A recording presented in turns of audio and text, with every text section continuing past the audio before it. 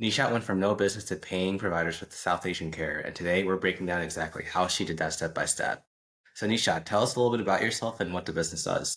Thank you so much for having me today. I'm really excited to share a little bit more about South Asian Care with you and talk about what we do and who we reach. But South Asian Care is a digital health platform aimed at offering the South Asian community educational resources on all things health and healthcare. Great. Just kicking off with the idea, what made you think this was a good idea to start with? Yeah, a few little things. I actually have a background in public health, so I've always been interested and passionate about population community health. And being a South Asian woman myself, I was always interested in things that were relevant to me, my health, and my community's health as well. And as little things would come up as I was getting a little bit older, I realized that there weren't many resources where I could relate to myself. So I figured, why don't I create something where people can see themselves in, whether it's educational videos, content, webinars. So that's kind of how my original idea sparked with this. That's great. So, it sounds like there's a lot of passion and just some missing gaps regarding healthcare needs for yourself personally, which might have led you to pursue this rather than anything else that's possible out there nowadays. Yeah, it definitely started as something I was passionate about and just felt a really big gap in. And so that was something, putting those two together, that I wanted to create for my community, give back a little bit and create something that was very much necessary. That's great. So it's one thing to have an idea, but then when did you think it went from the point of this is an idea that I'm just talking about to I'm actually doing this, I'm putting action to put this into life? Yeah, so I'll actually take a step back and walk through a little bit from the beginning of how we started and what we started as. So we actually weren't always South Asian Care. That's kind of a new development in our journey, but it actually started as something called Brown Girls Health, which was just an Instagram page. And this started about 3.5, 4 years ago now. So it was a little bit ago, and it just started as kind of a social platform where I thought, let me put my content out there. I don't know if anyone is interested in it, but you never know if you don't try. So I really just started as simple as an Instagram page. And it originally was targeted for brown women. And so that's what the content started as. But as it grew, it evolved, it gained more following. I realized that the broader South Asian community also was interested in this, and there were so many more people I could reach with this. So that's when I made the transition to South Asian Care. And that's when it became what it is today. But it wasn't always like that. And it really just started as kind of a simple idea. And I started on social media. So that's kind of the origin of our story. That's very cool. So a lot of pivots, a lot of evolution from just one idea and just seeing how things played out, especially with using social media. So going back since you started off initially with the altered idea, focusing on South Asian women, then when you first started taking action, what was the very first thing you did, like literally day one? Day one, so I was kind of toying with this idea for a little bit, and the first step I actually made was creating a social media page on Instagram. And so I secured the Brown Girls Health handle and created my Instagram page. And the very first thing I did that day as well was I made a post on Canva. It was very straightforward, very simple, but I posted it. I had 0 followers at this time, so I wasn't expecting much, but that was the very first step I took. Very cool. So it was a very basic post. You just decided to post it and went with it, it sounds like. Exactly. Like, it was very, very basic. It was on like the free Canva platform, and it was a simple background. I still remember it was a green background, and I used white text, and that was literally it. No design to it, not much, and it was just about a health topic. And I just had plain text on there. Wow. Did it take a while for that to evolve from plain text to maybe adding some colors, themes, logos, things of that nature? It took a little while, and I'm no design expert, so things were pretty basic for quite a bit, but I did try to stick to a color scheme, at least in the beginning. I even made like a logo on Canva, but it was literally just a background with my name. So it took a while. Things stayed very basic for probably like 2, maybe even 3 years, until I got some help from some graphic designers to put together design templates for my social media page. But it was very basic for a long time. That's pretty cool. I feel like people who are watching this, they might be on the fence that they want to start something. And some people could think, I'm going to create a game plan. Here's my day one to day 90. And they create this plan of not just social media, but everything else, right? Maybe their finances, their strategy, the vision, what their goals are. And that could be paralyzing, right? Sometimes people see a lot of information like that, get into paralysis analysis. So it's interesting in your perspective, you took a first step. Like, did you have a game plan going into it, or was it literally that post and it evolved? So my approach was it was as simple as that post. I didn't really have an elaborate plan. I didn't have a strategy. I didn't have any of that. But I'm not saying that's the right thing to do.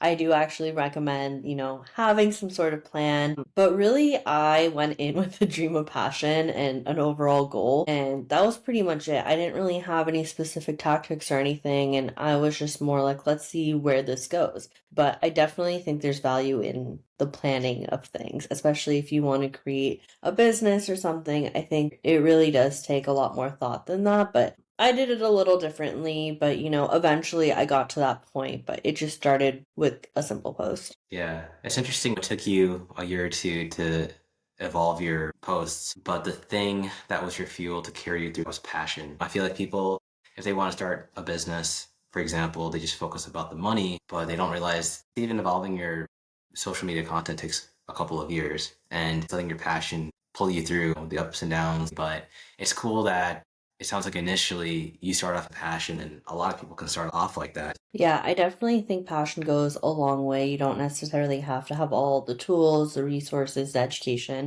Your passion can go far. And I think that was pretty much it in my case. It was something I was really interested in doing. And I think another thing that really helped me in building to what it is today was my genuine connection.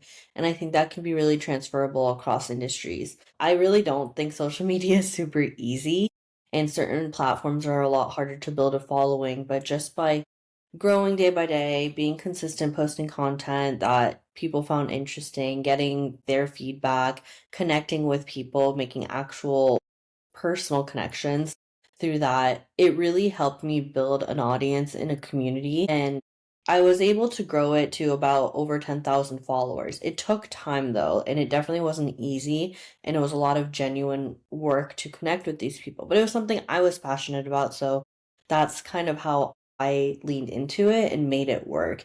And from there, I developed a lot of relationships. People actually saw my page as not just a resource, they also saw it as a genuine connection in a community, which is kind of at the forefront of everything that I'm doing these days. Very cool. So sounds like it went hand in hand, being consistent with making Instagram posts, but also developing relationships. And it goes back to that motto. It's not what you know, it's who you know. And that's really important for anyone starting off. Building a network, building relationships, being consistent, starting off with something simple at the same time. Try to keep those things in parallel as you progress because it does take time. If someone copied you today, what would they do first? If they wanted to kind of take the same approach as me, I would say start by building a community, even if it's at a very, very small level. And I took a virtual approach, so I took to social media. So I definitely think that's something like is very accessible and you can reach a lot of different groups of people that way. So I would say start building a community through social media. Doesn't have to be any one specific platform. It can be different platforms, it can be different community groups. I think that's a really great place to start to build something similar to this. Pretty cool. Out of curiosity, you mentioned Instagram, but there's different platforms out there like TikTok, Mhm. YouTube Shorts, etc. So, is there a reason why you went for Instagram specifically rather than those other platforms? Honestly, the reason I chose Instagram to begin with because I was the most comfortable on it and it's what I knew the most. There's a lot of other platforms that I think have amazing value and are great for content. Like I love TikTok. I just haven't put ourselves out there yet because it's not something I'm super familiar with. So there's a little bit of a learning curve. It's not to say I never will. And I do think there's a lot of value and I could probably broaden my reach using other platforms, but I just haven't done so yet. I'm a little bit on YouTube and more so because we do a lot of events and I post all the recordings on there. But those are the two main platforms we've been using, and it's mostly for comfort. That's completely fair. I feel like There are so many platforms out there. And they say knowledge is power, but what do you do when there's so much knowledge? What do you do when there's so many ways that you can broadcast yourself? And yes, maybe some platforms are stronger than others based on their algorithms or whatever's the hottest trend. But it sounds like it's very important that you should lean on your strengths so you can deliver consistently. So when you started, did you need any money to start? I started very basic with things that were free. So social media is free. I use Canva to create my graphics, but there's a free version. I use that. So it was very simple. I didn't have to put any money in the beginning. It was purely my time and passion that was invested into this to start with. But as I grew and I wanted to do different capabilities and build different platforms, then I had to self fund a little bit to get to where I wanted to be. But it's not to say that you have to have that or you have to take that approach. There are a ton of free resources online. You can even build your own website online and there's easy tools. There's so many things out there now that you can make it possible on whatever your budget is or whatever your goals are. But so far, I've had to invest a little bit, but that was only about 3 years into it when I really wanted this to grow into something else. So I invested a little bit into creating a platform, a website that had certain capabilities that I wanted to build into, and just a little bit of investments here and there to grow the business.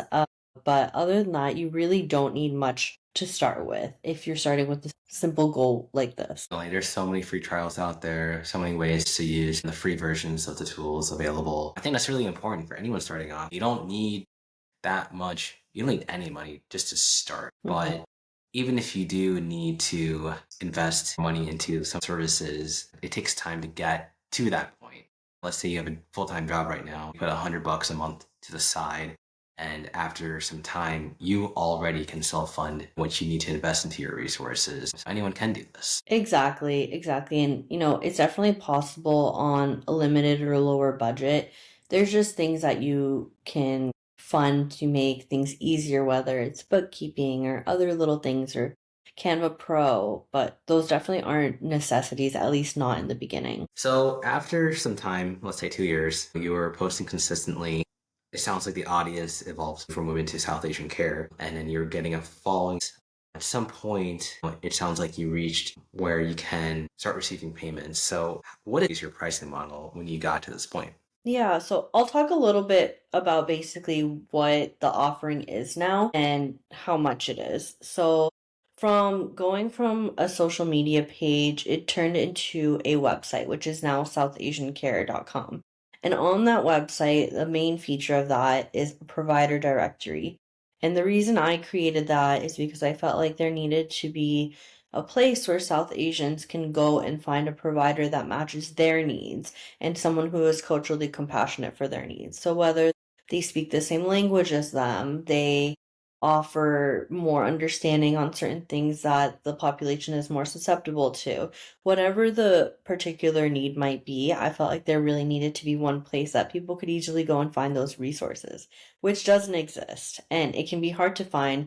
And a lot of people, especially older generations, are more comfortable with someone who understands their specific needs, and language is a big thing too. So I created the provider directory. So on that directory, any South Asian healthcare provider can sign up on there.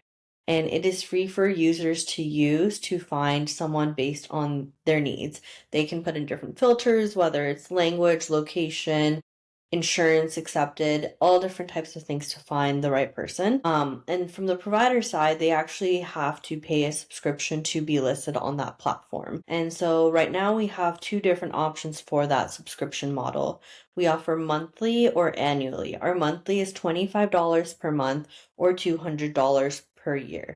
And that is just to keep their profile and listing active on the directory so people can find them. Very cool. So you have this directory, this platform where providers can sign up with their listing. Your pricing model is pretty clear. It's one thing to have a directory and have this information listed out, and it's another thing where your providers actually request to sign up. So what was that friction you had to address in order to get your very first provider? How did you exactly get that first paying provider? Yeah, so since I've been working on the social media page for a few years now, I was able to build a genuine community through that.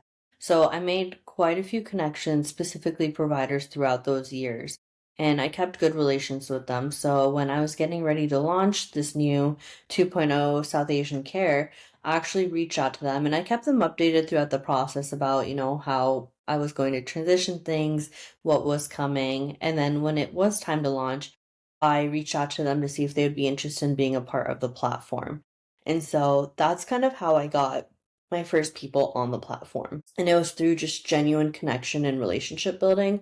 And I wanted to keep it as something, very transparent. So they actually were involved and in the know about the process and the transition that was coming up. And so they felt like they were really a part of the community and then they were interested in giving it a try and seeing what it was all about. And I actually received really good feedback that they felt like this was a very important resource. So that's kind of how I got people on there. And we're still very much in the early stages where I'm still growing and trying to get other providers on there, but that was kind of the starting point. Cool. So these genuine relationships that you nurtured, developed, those relationships mainly come from the platform. Is that where they mainly came from? Yep, it's 100% from Instagram. That's how they started, and I continue to make connections that way. Very cool. It seems like going back to it's not necessarily what you know, it's who you know. And a part of that is, to your point, making those genuine relationships.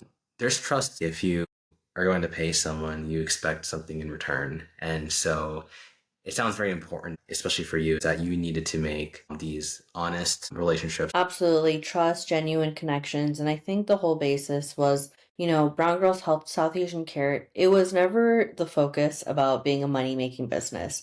I mean, of course, that's nice to have for any business, but it was really about building community and offering good resources. And I think people saw that was the genuine basis of everything, which is why I was able to create these true connections and follow through with the community. Very cool. So when you reached out to those providers, what did you say to them? So I started, it was kind of a few part process. So I started by kind of sharing my ideas and my goals about transitioning from Brown Girls Health to South Asian Care.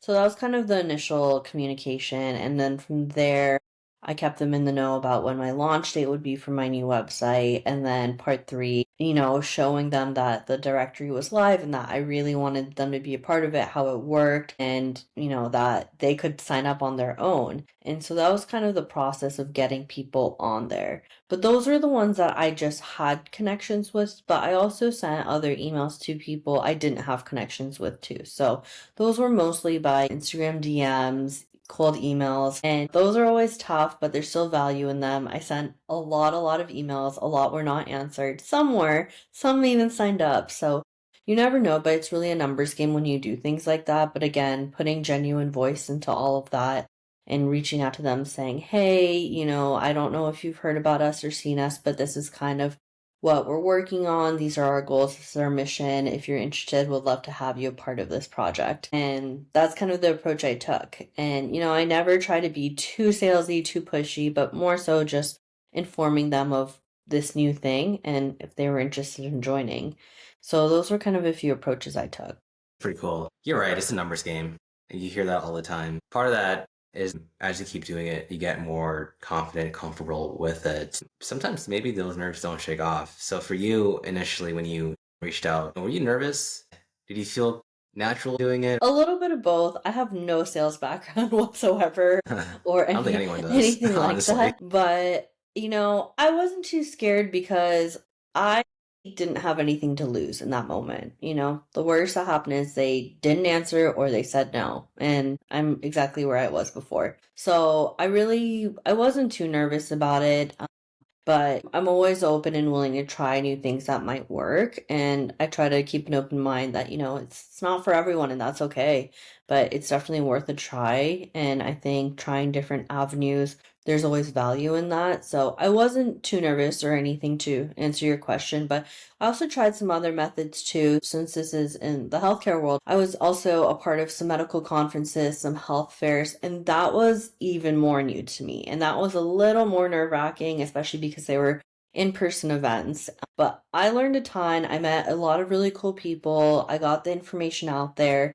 And that was definitely a new skill to work on my part, but it was an awesome experience, and I definitely will be doing more of that too. It's very cool. Yeah, I feel like no matter what, you have to learn new skills when it comes to starting your own business. And anyone watching this, if you haven't started yet and you're on the fence, you might think, can I do this? Am I going to be successful? What if I fail?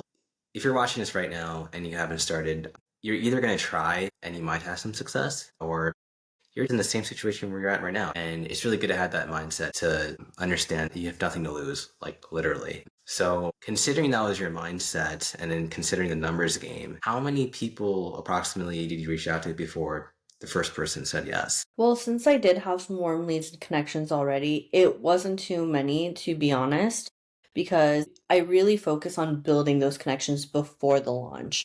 So that was very helpful for me. So that didn't take too long. But as far as getting other people who I had no previous connections with on there, that took a while. Like, probably, like, I sent hundreds of emails. And so in there, I got a handful, but it definitely takes time and focus to get those other people interested. For sure. So, after you went through your current network of the providers you knew, and then you had to expand out to the ones you didn't know with emails, what did you see for you that ended up working over and over again? I think just being genuine in my approach and communication, I think that's the main thing that followed through. But I really do think it's hit or miss and who you're reaching. I think as long as you're targeting the right audience for what your product or business or software is, I think that's the most important thing. I think it's really random, and it's just like best to keep trying different approaches. Gotcha. Okay. So basically, just being genuine about it in your approach, that's the true and right method. Are there things you tried that just completely did not work? Anything that just completely failed in your approach? Honestly, no, because I kept it pretty streamlined, straightforward. And once I saw, like, my genuine connection and my emails were working well to reach these people, I kind of kept going on that line. But I don't think there was anything particularly that people were like took offense to, or like outright was like, this is not going to work. If anything, there were people who said no, thank you, but it wasn't any wrongdoing on my part. It just wasn't for them. Gotcha. That's cool. So basically, common sense was a big help with your approach. Some people think that they might need to have a million approaches to secure their first client. And it just sounds like if you have a general idea of how to approach things, as long as you're not being dishonest, immoral, anything of that nature, it's worth taking a shot. Well, if the first approach doesn't work, just keep pivoting until you make success. It's an iterative process. You don't have to start from scratch. You try one approach, maybe just take the parts that worked and get rid of the things that didn't work, understand why, and just reiterate. Are you using AI with South Asian Care today? And if you do, what do you use it for your day-to-day needs? Not too much. Yeah, I am a big believer and fan of AI, but I haven't integrated it much at all into anything.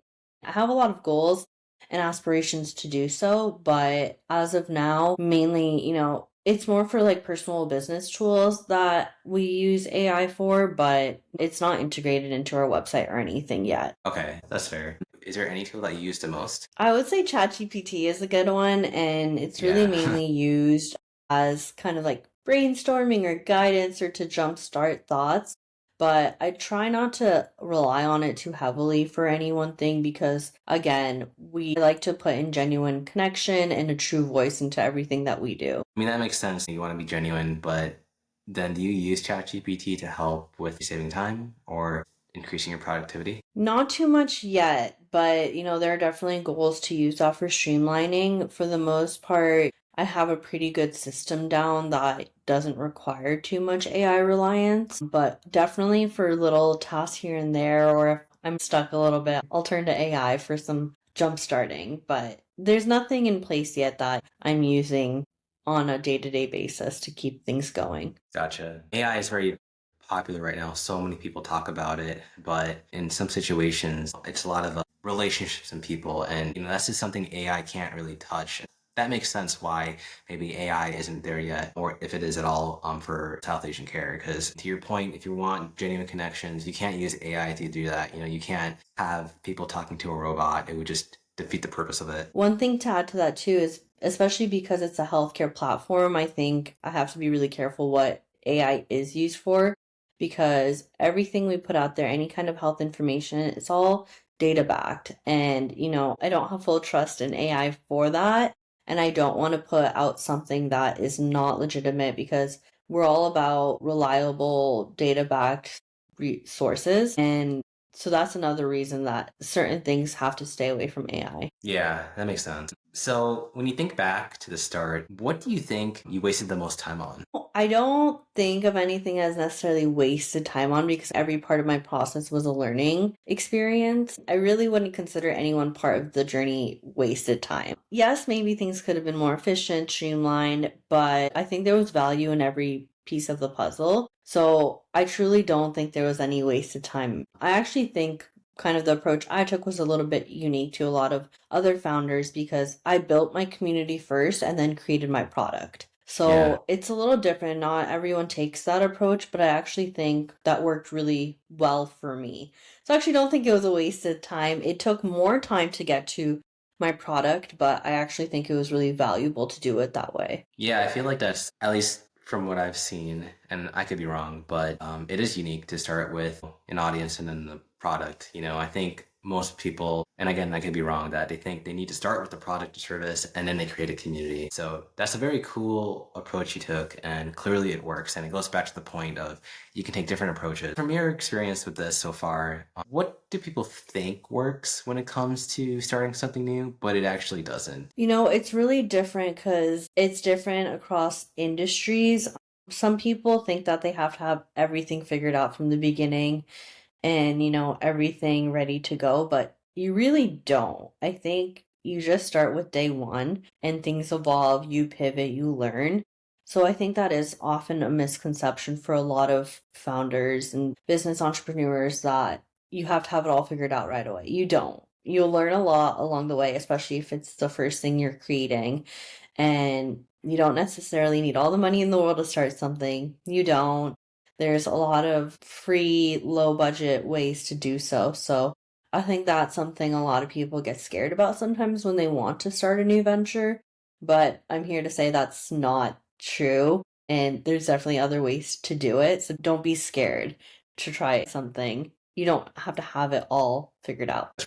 Well, I think anyone who's watching this who's on the fence and they want to start something and they feel overwhelmed or they don't know where to start and they're looking at their piece of paper or Word document that has their game plan of how they want to approach it. Sometimes it's a matter of if you have a basic approach, a basic starting point, an idea, just go for it because you can have a game plan, but it may not even go in that direction. So I think that's very encouraging for anyone out there listening. What do you think made South Asian Care start working? Yeah, I think building a community to start with. I don't want to say followers are everything because that's not always true for your value, but it showed that I was able to build a large community, over 10,000 people just on social media. So the need was already there. The community was Yeah. already there before I turned it into South Asian Care.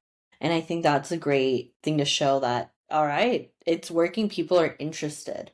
It just evolved into something bigger. And, that was my way of growing kind of the platform and offerings, but I think the community was the answer, and it was a genuine community which puts a lot more value into things. For sure. So I was gonna ask the question which you kind of already answered. When you saw the followers, you thought, okay, this is getting real. So that must have been a cool feeling, going from an idea to like seeing a growing audience and then having that realization. What was going through your mind at that moment? Like, what did you feel in comparing to starting when it was just a brand new idea and then seeing like this is actually working? I think the main thing I felt was validated. And the reason I say that is because I had this idea, I had this concept, but I didn't know if other people agreed with me, other people felt that it was important. It was just me running with my thoughts and my passion. But when I saw other people agreed that they felt like it was an important resource, an important community, I felt very validated that, okay, this was necessary. Like my why, my reason for starting was accurate. And that people actually found value in something that I was offering felt very good. And that I was on the right track to giving the community what they needed and what they didn't have. And a lot of people were vocal with me about, like, hey, this didn't exist. Thank you for creating it. Like, thank you for the work you do for our community. Like, I've heard a lot of that, and it feels really great to hear that. And it validates the reason I started it all. Yeah, that's really cool. It's hard to see your idea come true. Like, people can have so many ideas and they want to visualize this is actually happening, but to experience it is so different because I'm sure as you were creating that audience day in, day out, of course, it started off as a passion, but you didn't see it at the time. It was developing, but you don't realize it until you're at the very other end of the unknown. Yeah, exactly. And it can take time, and that timeline is different for everyone. And I think the important thing is if you're passionate, don't give up. I think that's my best piece of advice to someone. If you have an idea, go with your whole heart and go with all your energy into it because you might not see the fruits of your labor right away, but you will eventually if you work hard towards it. So I think that's the main thing that everyone watching should remember. That's very encouraging advice. I know you said you posted content in the beginning, but now that you're on the other side, right, you've realized, the fruits of your labor, you've been validated with your idea. But knowing what you know now, if you had to start over today with no money, what would you do in the first 7 days? You know, I think I would do the same thing. I would start simply by posting because it is the easiest thing to do. It Yeah, really did not take any money. It took, very few resources and it was just a starting point. And especially someone who hasn't, had created many ventures or anything, I had to learn a lot. And that was just something I could do that wasn't too overwhelming to start with. And I think it's as simple as doing something small to get started. So I honestly would probably take to social media again to start. And maybe that's the millennial in me and the social media background, but I do think it's a great way to reach people and get the word out there, whether you're building a community, you're marketing, it's a great place to start. got it. Yeah, I mean, I think it's good sometimes to hear the same thing over and over again because it's just showing the people, look, don't overthink it. Like, it's literally just that. Just start simple, just start posting, even if it's basic, go for it. The only additional question I have to add to this, would you in the first 7 days post every day? Like, would you just like do a post and just get yourself out there every single day for 7 days? Or would you do it 2 times a week, once a week? How would you approach the frequency of posting? I think the best is if you're starting and you're able to post as much as you can to begin with.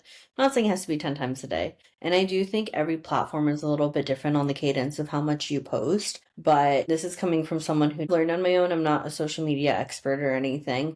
But I would say once a day on Instagram is great if you can. Even if you can't, a few times a week would be great. TikTok, on the other hand, I think you can post a lot more content on there and frequency. And it just really depends what platform you're working with. But there's a lot of resources out there to kind of know the best cadence for best practices for social media.